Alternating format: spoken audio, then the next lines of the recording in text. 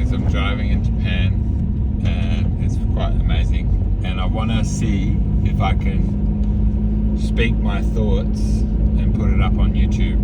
So I've done a few little channels. I had some Instagram and I deleted it. I didn't like that because of all the bad news. And it just seems that YouTube is the same, and anything, it's all about the bad news. And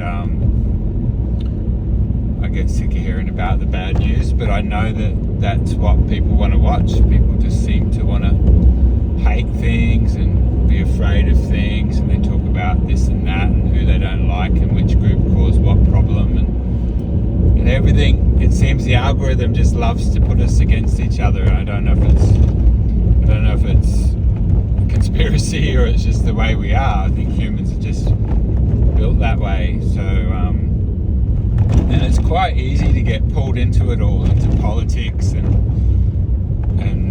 the ideas of things and having opinions on things. And I just want to say that, you know, I've got feelings about things, but I don't really have opinions on things, because there's a lot of things I don't know about. There's a lot of things in the world I don't know about. I don't know anything about the war. I don't know anything about America. I don't know anything about Iran. I don't know anything about Israel.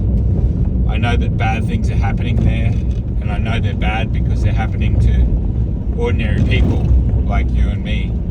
And, you know, that's what it basically comes down to. I want to share my experiences in the world, that things can bring you down and you can have experiences, and you want to blame, you know, other people for when something bad happens. You lose trust in humanity, and you want to blame a group or blame a certain type of person or a race or a culture or power, someone that has power over you, the police or the bureaucracy or the government.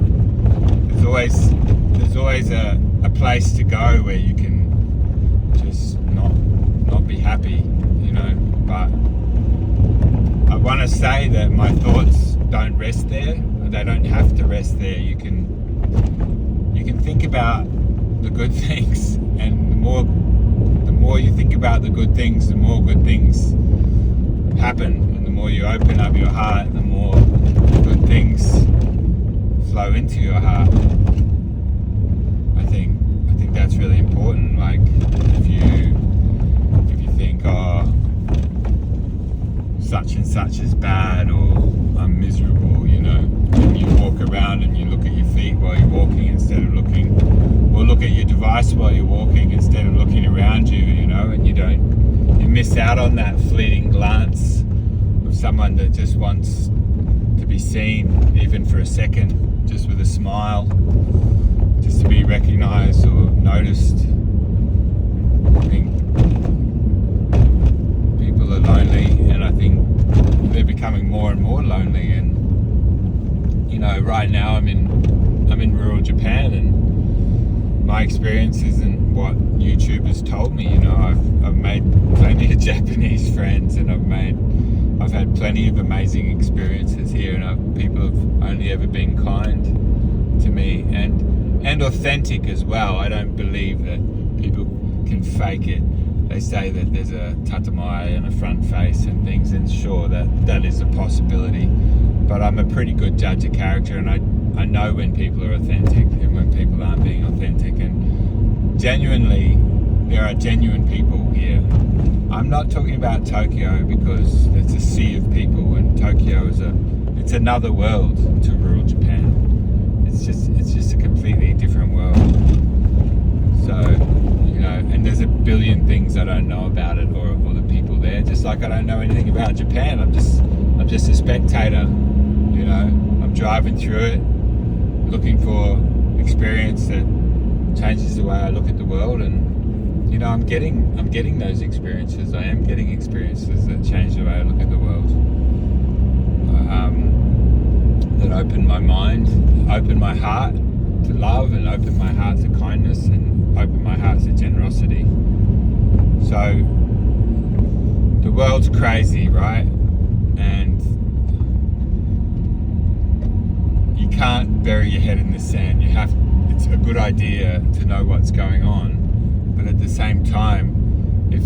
affects you so much that you can't cope with the emotional burden of knowing about innocent people being murdered by tyrannical governments. If you can't bear that burden, you just have to look away from your device, look away from the news, look away from the systems of control. They can't help you. They can't give us what we need. We can only give each other what we need. Love is the only true subversion of power. And you need to, I've got to say that my cup runneth over. Now, I'm not a religious person, but I have only ever experienced so much kindness and love in my life. And coming from a difficult childhood as well, like there's things that I could sit here and play the victim, such and such did this to me and that happened to me. And they were genuinely traumatic things that I had to work through. But, they're memories that I can drag up and memories that I don't need to let it. Shit.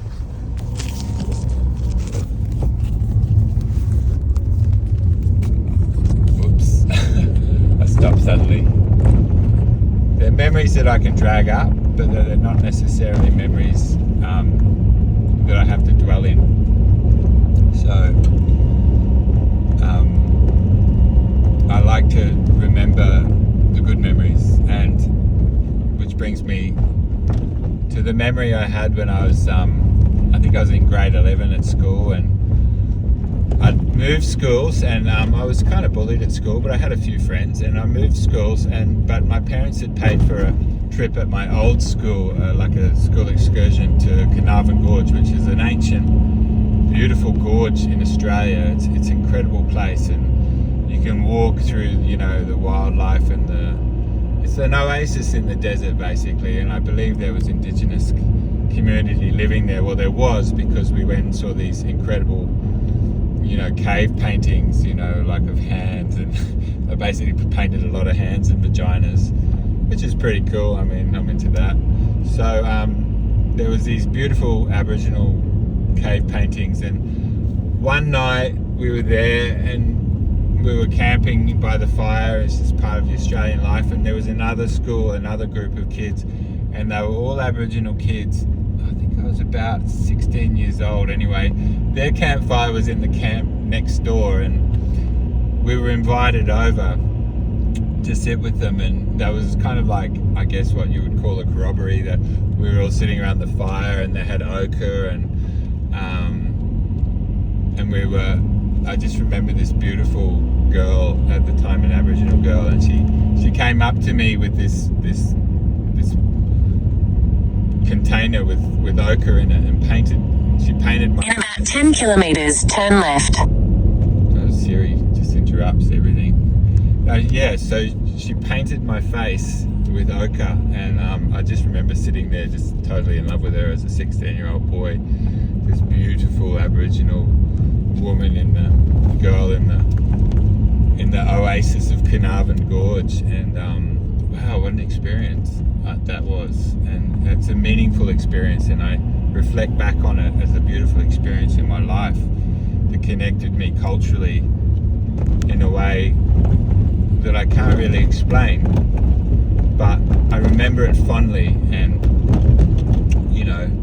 and the other day I was listening to Archie Roach,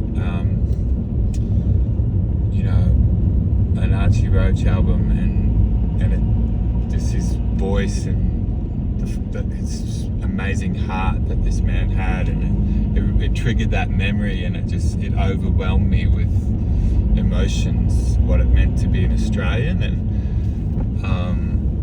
I see all this stuff, this stuff on YouTube and the news, and the Aboriginals this, the Aboriginals that, and woke, and all these people that just turn us against each other so they can make money. They can monetize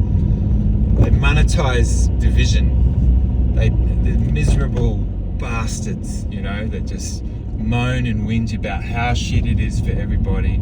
Well, it's not, okay? Life is what you make it. There's no group oppressing you or making your life worse. The only people that are oppressing us is our tyrannical government, All right, so it's not the average Joe. It's not your neighbor. Or it's not the hairdressers down the street. None of these people deserve what's happening to them, what the American government is doing to them. Do you understand that? They're innocent people. Don't believe what they say. Just open your heart to love and let love rule. Just let it rule. All right, that's all I got to say. This is my first podcast and lecture, or whatever it is. It's a little embarrassing. So, see you later.